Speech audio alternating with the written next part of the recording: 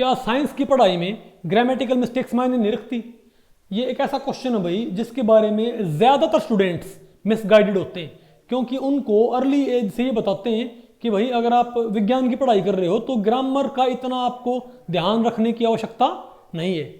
अब ये मुझे याद है भाई, कई साल की बात होली, मैंने स्टूडेंट्स को IIT गेट के कुछ PYQs दिए थे।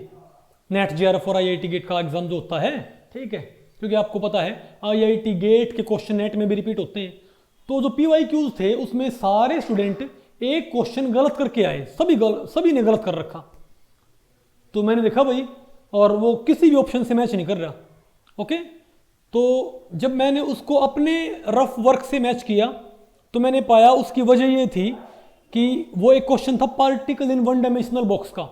उसमें जो बॉक्स की लेंथ थी उसको हम थोड़ा कम कर देते हैं और एनर्जी को स्टडी करते हैं। तो एक जगह लिखा हुआ था, तो मेरे जो नोट्स थे, जो असली क्वेश्चन था वो था कि बॉक्स की length is reduced by, box length is reduced by this one, और वहां पर लिखा हुआ था box length is reduced to. तो रिड्यूस्ड बाई का रिड्यूस्ड टू करते ही, रिड्यूस्ड बाई का रिड्यूस्ड टू करते ही सारे का सारा जो क्वेश्चन ही आपका चेंज हो गया भाई। तो आंसर आपका कैसे ठीक आएगा? फिर मैंने बच्चों को बोला कि भाई आपका जो ये 10 ईयर है जिसमें PYQ में लिखा हुआ है कि box length is reduced to, इसको लिखो रिड्यूस्ड बाई। ओके, तो उनके सभी के आंसर के आगे ठीक आ गए। ओके, तो जो बात होती है ना कि भाई ग्रामेटिकल मिस्टेक्स को फर्क नहीं पड़ता, ग्रामर में एक छोटे से वर्ड से पूरे क्वेश्चन का मीनिंग ही चेंज हो जाता है। तो ये जो बात है ये सबसे बड़ा मिसकंसेप्शन है कि भाई, ठीक है, सबसे बड़ा ये क्या बोलते हैं भाई, एक मिथ है जो फैला हुआ है कि कोई फर्क नहीं पड़ता ग्रामर से।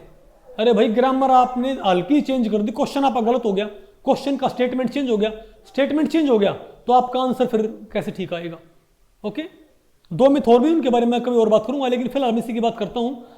भाई आपको पता होगा कि मैंने फिजिक्स और केमिस्ट्री में टोटल 40 के अराउंड पेपर छाप रखे हैं, रिसर्च पेपर्स। आप गूगल पे जाके डॉक्टर मनदीप दलाल रिसर्च पेपर स्टडी कर सकते हो, तो आपको देखने को मिलेगा भाई कि मेरा इम्पैक्ट फैक्टर अराउंड 150 है। ठीक है, तो इतने सारे पेपर मैंने छाप रखे हैं, तो भाई तो मैं रिसर्च के बारे में बोल सकता हूँ कि वहाँ पर क्या एक तरह से नॉर्मल, एक तरह से एक्सेप्टेंस होती है। तो अगर जब हम पेपर लिखते थे ना, साइंटिफिक रिसर्च पेपर्स, तो अगर हमने ग्रामेटिकल मिस्टेक छोड़ो, अगर हमने ब्रिटिश इंग्लिश और अमेरिकन इंग्लिश में मिक्स कर दी, समझे बात, तो भी पेपर रिजेक्ट हो जाया करता। समझे बात?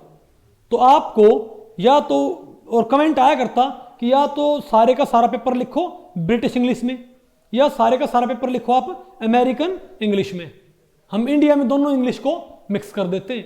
जैसे कलर है COLOR, ये तो क्या आपका अमेरिकन इंग्लिश, और COLOUR ये क्या आपकी ब्रिटिश इंग्लिश। तो कहीं आपने कलर को COLOR लिख दिया, कहीं आपने कलर को COLOUR लिख दिया, उसी वजह से आपका पेपर रिजेक्ट हो जाता है। तो ये जो बात है कि भाई कोई फर्क नहीं पड़ता, ये सब झूठ है।